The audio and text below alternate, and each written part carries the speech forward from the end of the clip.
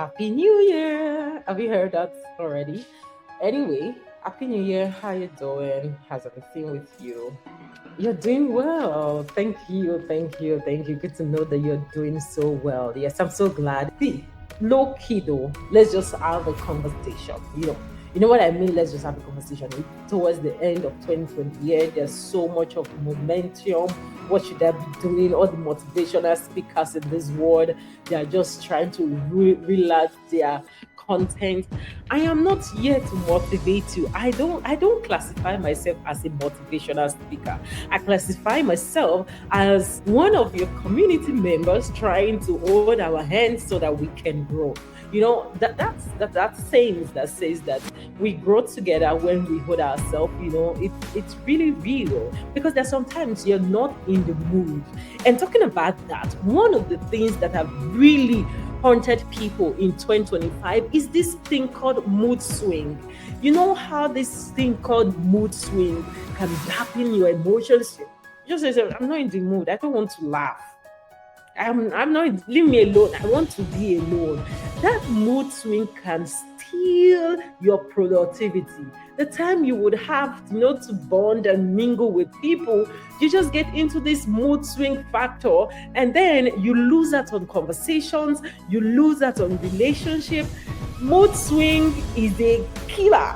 And so if you see that your mood is swinging like this, go and get mood booster. Yeah.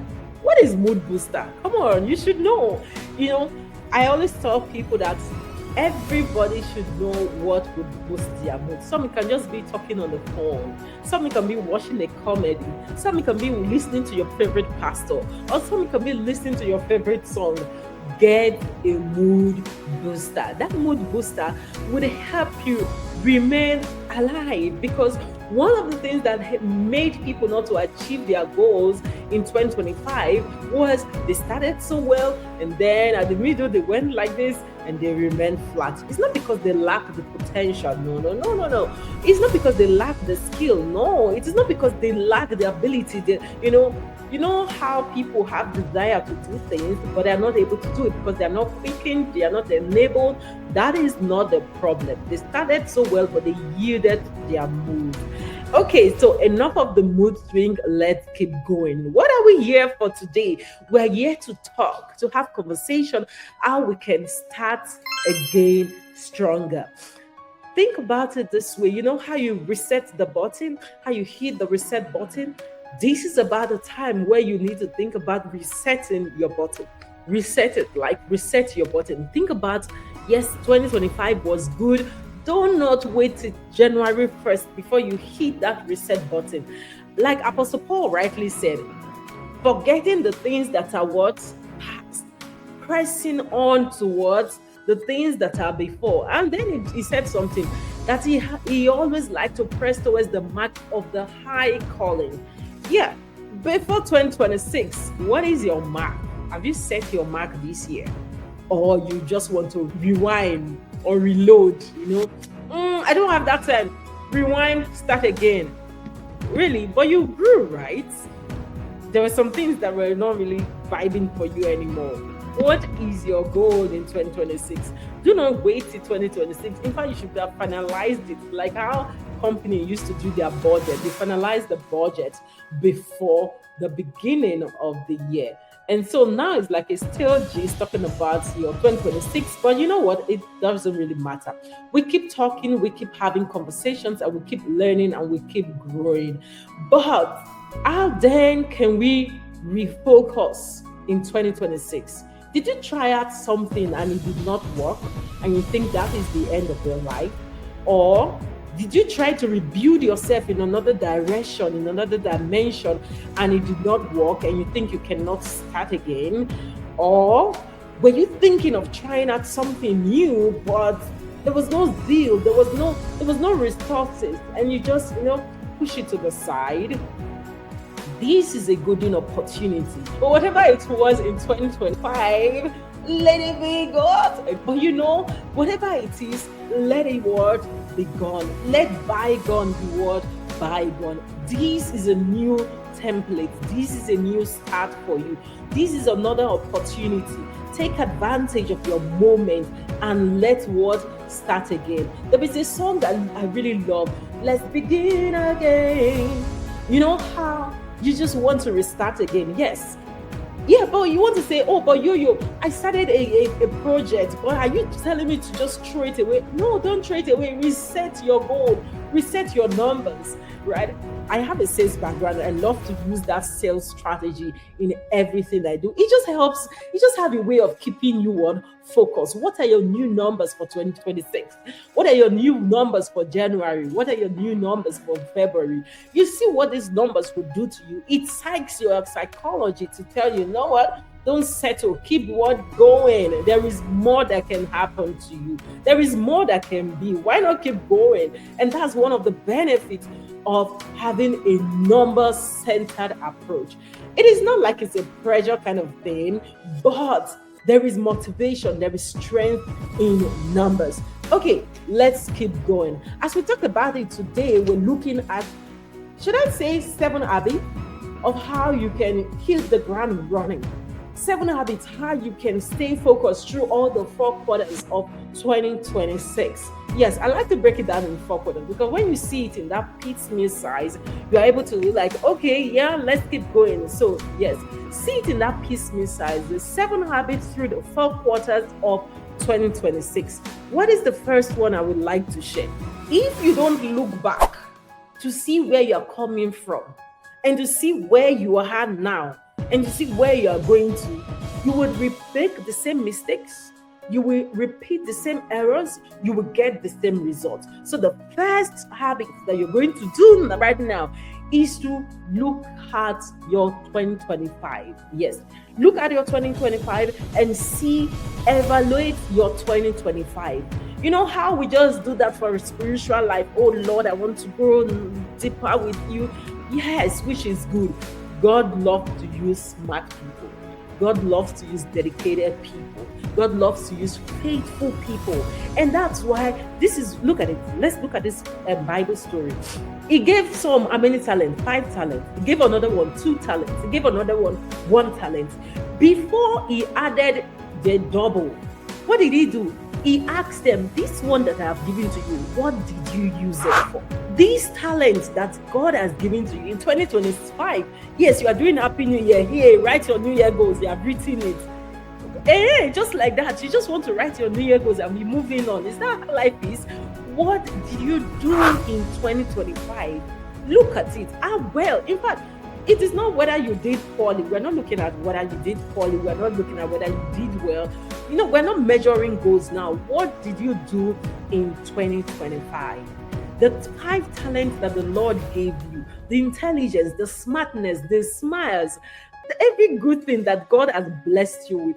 And so look at January to December 2025. What did you do? How did you do it?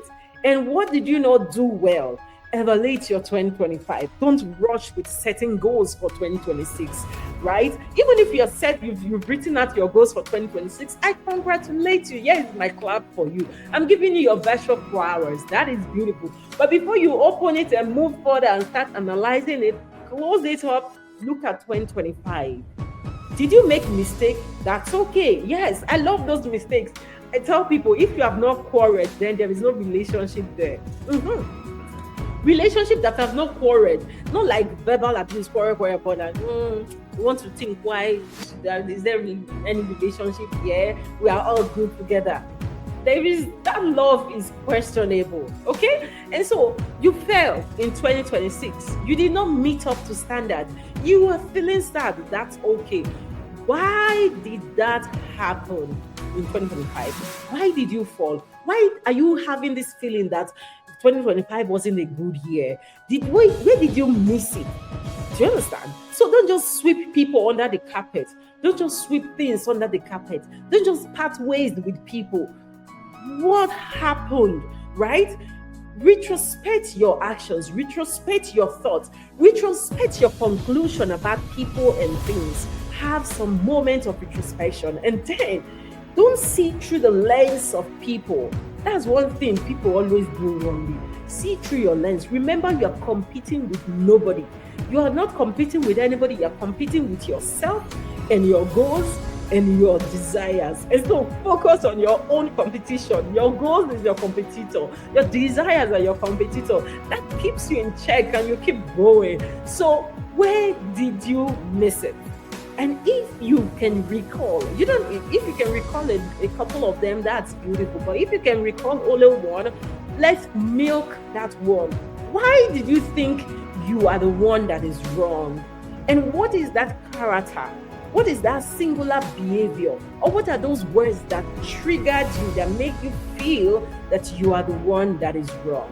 And so when you identify those things, then you want to, if it is really real, you want to learn a little bit more, because the most harmful thing you're going to do to yourself in 2026 is to make the same mistake, have the same quarrel, call the bluff of people, sweep people under the carpet, do the same. Do you understand? So where is growth? Where is rebuilding? Where is re-strategizing if all you do is to keep making the same mistake? Okay, so let's assume that you have re-evaluated your 2025. You've seen your down moment. You've seen your spikes. You know why you spikes. You've written down those spikes and why you spikes. You're trying to build a pattern. I always say that maximize your moments. See those repeated patterns and try to build a principle. When you have a principle from you, pass it on to somebody and see if that will work. If it works, then you have a principle for that thing. And then you can replicate it, you can tweak it, you can grow. Or if you did not think about your mistakes or your spikes, you did not think about the patterns, you are not trying to build a principle. Okay, you were so successful on something and you're not able to pass the baton to someone. Maybe that's just luck. Maybe there is no foundation. So it is also very important to lay foundations. How you can lay good foundations, right? Is to understand the why behind your failures, understand the why behind your success, and single out those things and write it down and do it again. You have the same result. Do it again, like 4 times. Yes. Pass your patterns through 4 repeated things. And if you have the same outcome, it is then a principle. And that principle, carry it, copy, and do what? Paste. All right, let's move on. Now you've done that for 2025, and now you're ready to launch out into the deep. Well, there is no water. You're ready for 2026, and you want to open those goals for 2026. It is good that you're looking at 2026 and you want to open these goals. But the first thing first, you want the gift of 2026 that you want to give yourself is one. That you did so well in 2025, can you grow by 10%? So the goal for 2026 is not to start with fresh new goals. It's not to start with fresh new plan. Grow by 10%.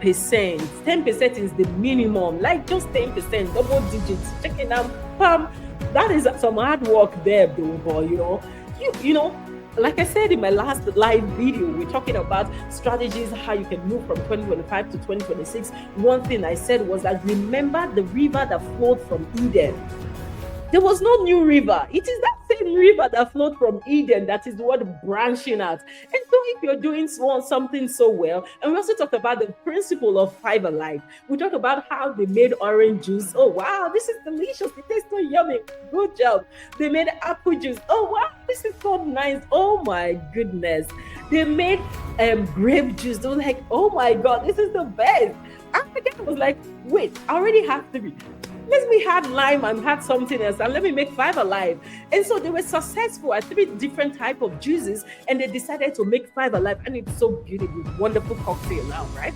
Yes. And so that you have done wonderfully well in 2025, grow by 10% in 2026. Not all of them. If you want to repeat all of them, that's good for you. But at least pick one. Don't just have new goals in 2025. Bye. You set new goals in 2026. Bye. You set another one again. You've already started thinking about your 2027 new goals. Bye. Really? We're going back to the talent. God or Jesus said, okay, what did you do with this 5? Oh, I've earned new 5. What did he do? He gave him another word, 5. It did not give him 10. Like, okay, I see you have done well. Take this 5 and now you have 10. Go back again. Let's see what you will do. So factor that 10% growth. 10, just 10, very small, 10% growth. Look at those loopholes and see what you can do and achieve your 10% growth over 2025. If you started doing this in 2024, you factor the 10% growth over 2024 and you factor in a 10% growth over 2025, you will see that you will most likely be able to forecast your 2026 in the earthly wisdom that the Lord has already given to you. Okay, so we started talking about 1, revelate 2025. 2, pick one thing that you're going to grow by 10%. Is it your prayer life? Maybe you know how to tarry in the place of prayer for 13 minutes. I applaud you. That is not an easy grace. It is good grace. Can we take it up with 10%? 10% is only 3 minutes. Come on. And 3 minutes sounds so small. Push some more to 40 minutes, right? Okay, you know how to call people. You're very good with relationship, which is good. Can we take that up with 10 minutes? Oh, wow. Once you enter a place, everywhere lights up. Whoa. Okay, can we increase it all by 10%? Oh, you started working on a plan and you started doing something and then you want to do this. Can we increase it by another 10%? That is how to grow 2026. Increase it by what? 10%. How many percent? 10%. When you increase it by 10%, then you are growing in 2026. So you're not just picking goals. I picked 10 goals in 2025. I trade away. I start again, pick another goals in 2026. I am done. I'm looking forward to pick, rip, let there be an overlap. And remember, we talked about observing, right? You observe it, you see a pattern, you pick the traits, the characters, those things that gave you that result.